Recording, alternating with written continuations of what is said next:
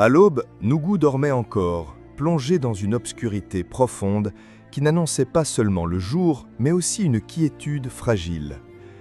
Le ciel était un velours noir, teinté de pourpre à l'horizon, et l'air lourd portait déjà la promesse d'une chaleur implacable.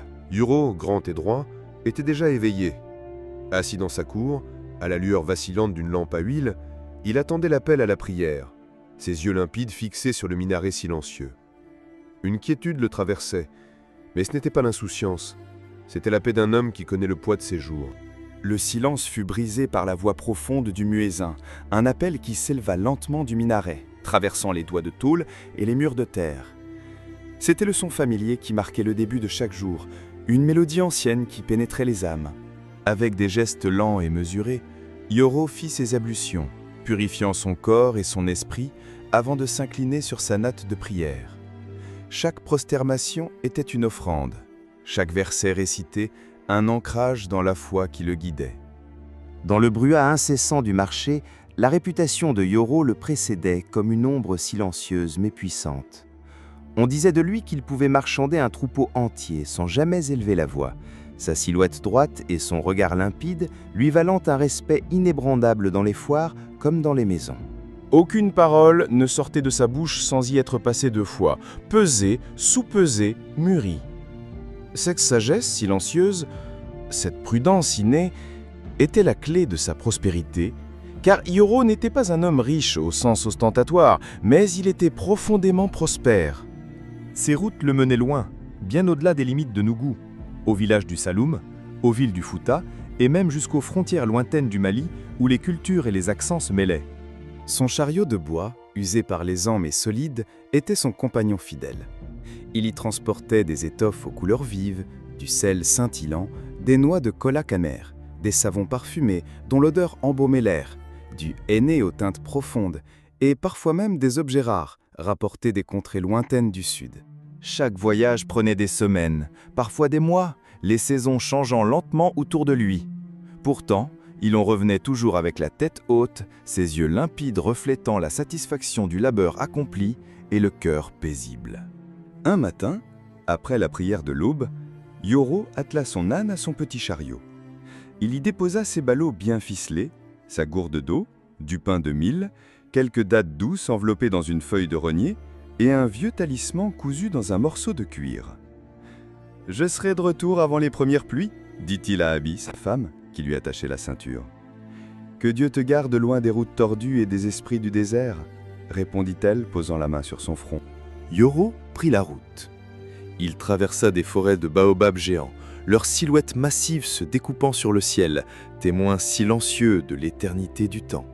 Il salua des bergers peuls, gardiens de leur troupeau de zébus aux cornes fières, échangeant quelques mots de respect sous le soleil implacable. Il dormit sous les étoiles, une couverture scintillante au-dessus de lui, les constellations servant de carte pour ses rêves de retour. Il fit des haltes dans les caisses des griots, ces conteurs de l'âme qui lui offraient du lacaille en échange de nouvelles du monde, tissant des liens invisibles entre les villages. Son voyage l'emmena loin, très loin, jusqu'à des régions où la langue sonnait différemment, ses intonations étrangères aux siennes, et où les esprits avaient d'autres noms, d'autres cultes, d'autres peurs. La route du retour fut plus lente. Le vent portait la chaleur suffocante des terres nues, une chaleur qui semblait s'infiltrer jusque dans les eaux. Les herbes hautes étaient couchées par les souffles incessants du Sahel, murmures desséchés d'un paysage épuisé. Yoro sentait la fatigue profonde dans ses jambes, chaque pas une épreuve, et la lourdeur dans sa tête comme un voile épais. Il s'arrêta à la lisière d'un petit bosquet isolé où trônait un vieil arbre solitaire. Ses branches épaisses, tortueuses comme des bras anciens, offraient une ombre fraîche et accueillante. Un havre de paix au milieu de l'immensité brûlante, une promesse de répit illusoire. Yoro détacha sa ceinture, s'assit contre le tronc robuste, buvant quelques gorgées d'eau fraîche de sa gourde. Le silence de l'ombre était un baume pour son âme fatiguée, un instant de répit bien mérité. Puis, il sortit son petit paquet de dattes douces, enveloppées dans une feuille de rognier. Il en mangea lentement, mâchant chaque bouchée comme on rumine un souvenir, perdu dans la mélancolie du chemin. Puis, distraitement, d'un geste mécanique, il jeta les noyaux un à un au loin, dans les hautes herbes, sans y penser. Le dernier noyau de datte venait à peine de retomber dans les hautes herbes, lorsque l'air se figea soudainement. Plus un bruit, plus un oiseau. Même les insectes s'étaient tus. Un silence si épais qu'on aurait cru le monde suspendu, une chape de plomb sur le paysage. Yoro sentit ses poils se redresser. Un frisson inexplicable, glacial, descendit le long de son dos. Le vent avait changé de direction. Il était devenu glacial, presque coupant, comme venu d'un gouffre profond et inconnu. Ce n'était plus le souffle chaud du Sahel, mais une brise morte qui charriait une terreur indicible. Le ciel lui-même semblait s'être obscurci, alors qu'aucun nuage n'était visible. Une ombre grandissait, non pas celle d'une nuit ordinaire, mais une pénombre surnaturelle et épaisse, qui enveloppait le paysage, le plongeant dans une aura de menace. Puis, sans cri ni avertissement, un grondement sourd s'éleva du sol. La terre vibrait légèrement, non pas comme le passage d'un troupeau, mais comme si quelque chose d'immense approchait, non pas par les chemins familiers, mais par les veines même du monde, depuis ses profondeurs insondables. Et il apparut. Sorti d'une faille invisible entre deux racines noueuses, une silhouette monstrueuse s'éleva lentement dans l'ombre grandissante du grand arbre. Haute de plusieurs coudées, ses pieds ne touchaient pas vraiment le sol, flottant au-dessus de la terre. Sa peau était d'un gris terne, comme faite de cendres et de suie, et deux yeux de braise fixes brûlaient dans son visage sans âge. Dans sa main droite, il tenait une épée longue, incurvée, couverte de symboles qui changeaient lentement de forme, comme si l'arme respirait d'une vie sinistre. Yoro se redressa aussitôt, une tentative désespérée de fuir une réalité impossible. Il voulut parler, crier, mais sa gorge était sèche comme le fond d'un puits en saison sèche, incapable de produire le moindre son. Il était paralysé par la terreur. La créature s'approcha lentement. Son pas ne faisait aucun bruit. Une marche spectrale qui n'annonçait rien de bon. Ses yeux de braise, fixes et ardents, perçaient le regard de Yoro, l'immobilisant par leur intensité terrifiante. « Lève-toi » dit-elle. La voix n'avait rien d'humain. Elle résonnait non seulement dans l'air, mais aussi dans les os de Yoro. Une vibration plus qu'un son. Une langue ancienne que Yoro ne comprenait pas avec son esprit, mais que son âme reconnaissait, le remplissant d'une terreur ancestrale. « Lève-toi, fils de Nugu! Tu as tué mon fils !» Yoro recula d'un pas, le cœur cognant fort dans sa poitrine, un tambour de terreur. Il ouvrit les bras, désorienté, sa voix rauque de peur. « Moi ? Par les cieux, je ne comprends pas. Je n'ai vu personne. Je n'ai touché personne. » Mais la créature avançait toujours, l'épée levée à mi-hauteur, sa voix une lame de glace. « Tu as mangé sous l'arbre sacré. Tu as jeté des noyaux négligemment. L'un d'eux a frappé mon fils, un être d'esprit, gardien de cet arbre depuis des générations. Il est mort. » Yoro tomba à genoux. Le monde autour de lui semblait basculer, se déformer, comme si la réalité qu'il connaissait se déchirait. Il ne savait plus s'il rêvait, s'il délirait, ou si le monde avait basculé dans un royaume qu'il n'avait jamais appris à connaître, un abîme de terreur indicible. « Je te jure, je ne savais pas. Je n'ai vu ni forme, ni ombre, ni signe. » La créature resta impassible, ses yeux de braise fixant Yoro. « L'ignorance n'efface pas la dette. Une vie pour une vie, c'est la règle. » Le djinn leva son épée. Elle vibrait doucement, comme heureuse d'être réveillée. Yoro leva les mains, un geste de pur désespoir. « Attends, je t'en supplie, laisse-moi une année, une seule. Donne-moi le temps de rentrer chez moi, de régler mes affaires, de dire au revoir à mes proches. » Sa voix tremblait, mais sa détermination était palpable. « Je reviendrai ici, je te le jure, le cœur ouvert. Mais ne prends pas ma vie sans que je puisse saluer ceux qui m'aiment. » Le djinn, ses yeux de braise immobiles, sembla le transpercer, cherchant la moindre trace de mensonge. Le djinn s'arrêta. Il semblait réfléchir, son regard traversant Yoro comme on traverse un voile d'illusion. Une année, pas un jour de plus, pas une heure. À la même saison, sous ce même arbre, à cette même heure, Si tu ne viens pas, je viendrai pour toi, et je viendrai pour ceux qui te portent dans leur cœur. » La menace glaça Yoro jusqu'aux os, promettant non seulement sa mort, mais aussi celle de ses proches. Yoro baissa la tête. « Je reviendrai. Je ne suis pas un menteur. » Le djinn disparut en un souffle, se dissipant comme une fumée mauvaise. L'ombre se retira et le vent redevint doux, apaisant, comme si le cauchemar n'avait jamais existé. Yoro, seul à nouveau, s'écroula au pied de l'arbre. Il resta longtemps immobile, son corps vidé de toute force, à écouter le monde redevenir lentement ce qu'il croyait connaître. Le son des oiseaux, le frisson des feuilles, le murmure lointain de la vie revenaient. Mais lui ne les entendait plus de la même manière. Yoro reprit la route sans un mot. Son âne sentait sans doute la peur collée à son dos, car il avançait d'un pas plus lent, comme s'il craignait que chaque bosquet cache une autre apparition. La terre semblait différente, les pierres plus dures, l'air plus lourd, et pourtant rien n'avait changé, sauf l'homme qui la foulait. Quand il arriva à l'entrée de Nugo, le soleil se couchait. La lumière tombait comme un rideau d'or sur les toits en tôle. Des enfants jouaient pieds nus dans la poussière. Un vendeur de jus criait sa marchandise. Tout était normal. Mais Yoro, lui, ne l'était plus. Il entra dans sa cour, salua doucement sa femme Abi, ses enfants, son jeune frère. Il embrassa sa mère, une vieille femme aux mains tremblantes. Puis il demanda un seau d'eau, se lava longuement, pria plus longtemps que d'habitude et s'assit dans le coin de la maison où il gardait ses comptes. Abi le regardait sans mots. Elle savait lire le silence. Elle comprit qu'un feu invisible avait traversé son mari. « Yoro, tu es revenu trop tôt ? Il s'est passé quelque chose ?» Il leva les yeux vers elle, longtemps, puis il raconta tout. Le voyage, l'arbre, le djinn, le noyau, la menace glaçante. Abi pâlit. Elle s'agrippa à son pagne. Mais elle ne cria pas. Elle ne supplia pas. Elle se leva, alla chercher un chapelet et s'assit à côté de lui, son visage pâle, mais sa détermination intacte. « D'accord, nous avons 1 an, » dit-elle, sa voix douce mais ferme, une promesse silencieuse de soutien. Le lendemain, Yoro fit appeler Borom Galé, un scribe du village. Il dicta un document où il partageait ses biens.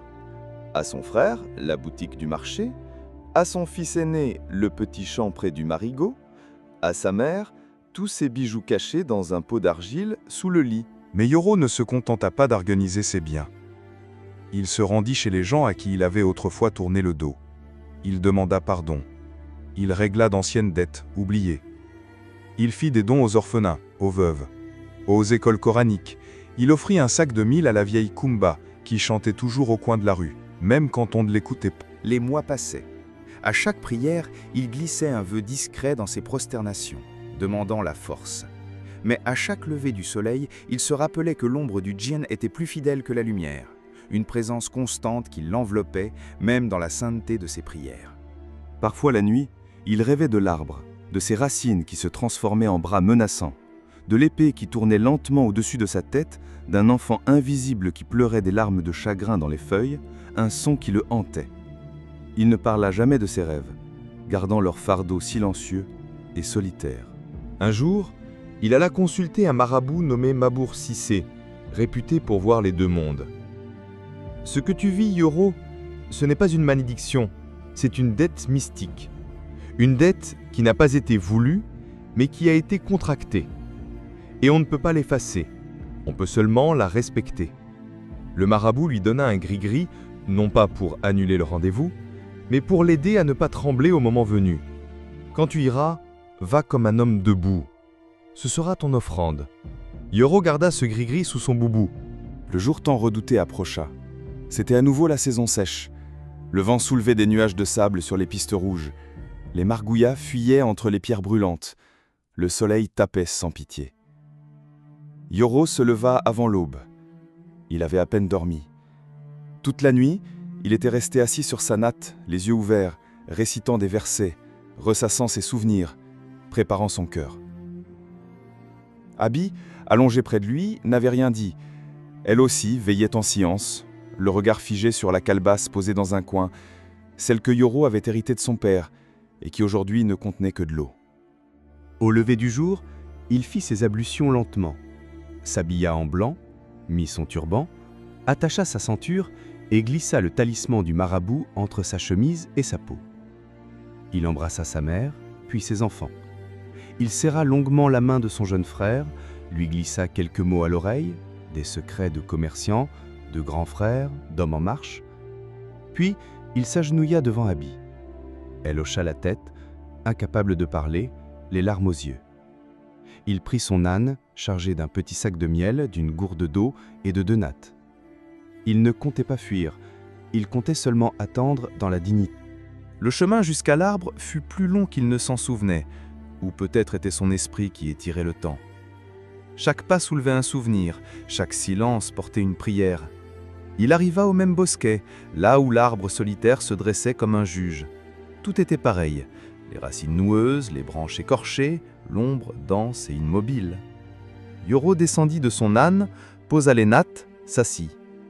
Il était venu comme promis. Il resta là des heures, les mains posées sur les genoux, à regarder le vent déplacer les feuilles mortes. Il ferma les yeux. Parfois il écoutait, il attendait.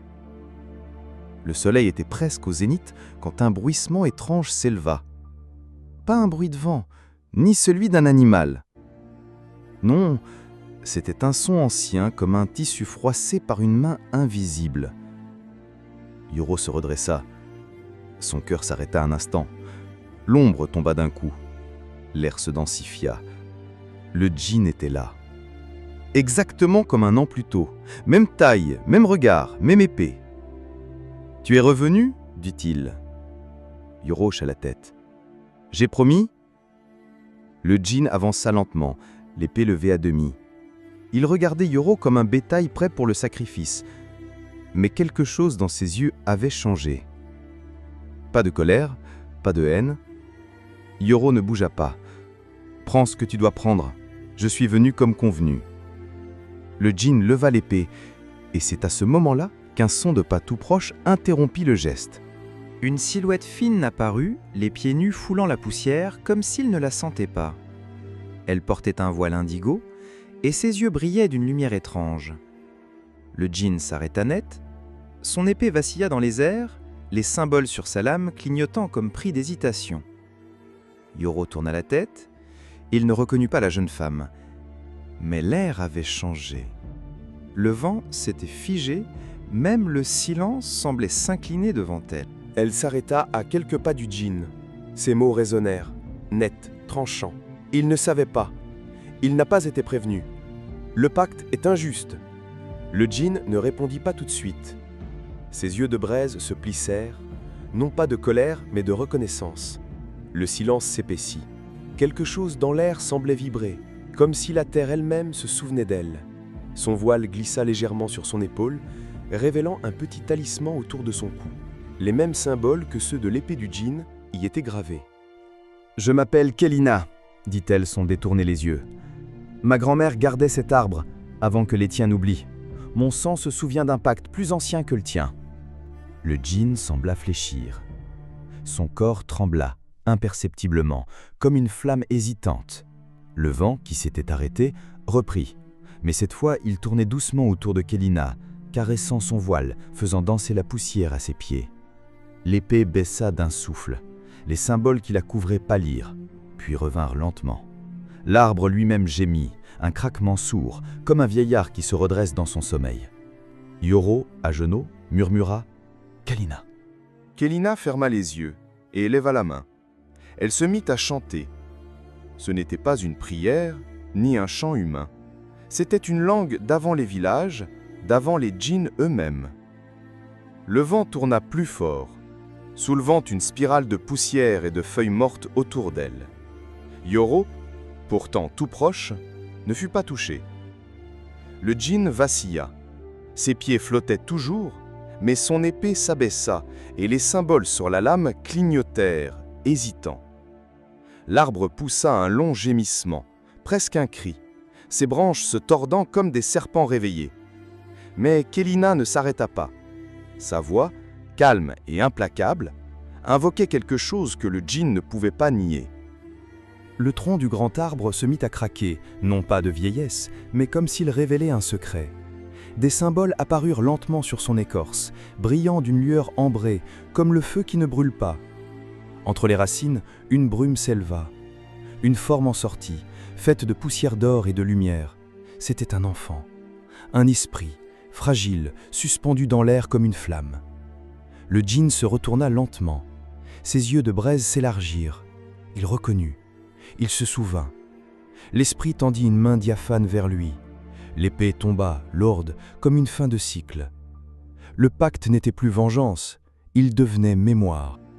Le djinn s'agenouilla, lentement, solennellement. Son corps immense et terrible se plia, sans colère, sans humiliation. L'enfant posa sa petite main de lumière sur le front du monstre. Une lumière éclata, ambre, pure, silencieuse. Quand elle s'éteignit, le djinn était changé. Il n'avait plus cette dureté de pierre. Son visage sans âge portait la trace d'un deuil ancien, mais enfin accepté.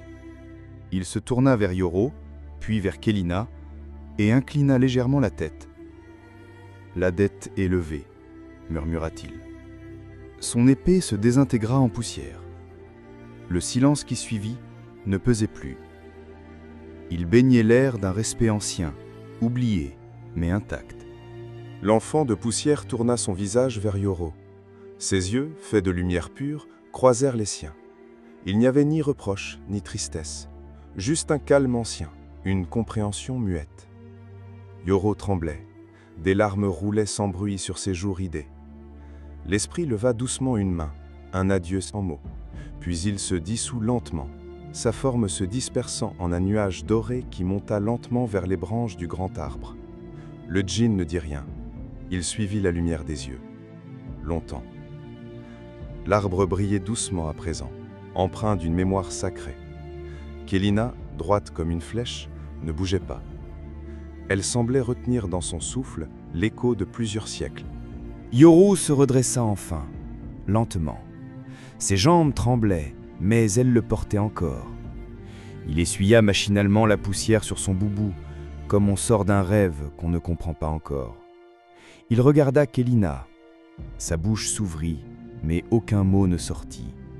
Il n'y avait rien à dire. Juste un regard immense, rempli de reconnaissance. Elle le fixa un instant, hocha doucement la tête, puis tourna les talons. Son voile indigo dansait derrière elle, comme une flamme tranquille. Le djinn, désormais flou comme une ombre dans le vent, l'observa sans bouger. Puis il disparut.